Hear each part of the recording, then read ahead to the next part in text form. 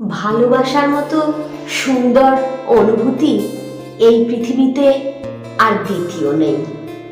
অথচ দেখো, ভালোবেসেই মানুষ নিঃস্ব হয়েছে, ভালোবেসেই মানুষ আত্মসম্মান হারিয়েছে, ভালোবেসেই মানুষ প্রতারিত হয়েছে। এই ভালোবাসাই মানুষকে সবচেয়ে বেশি একা করে দিয়েছে।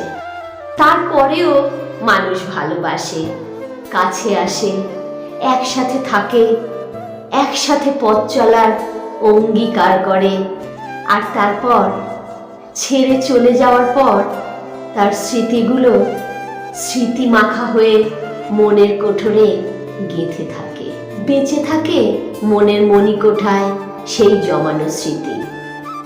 মানুষ ভালোবেসেই সবচেয়ে বেশি নির্লজ্জ হয়, তারপরেও কিন্তু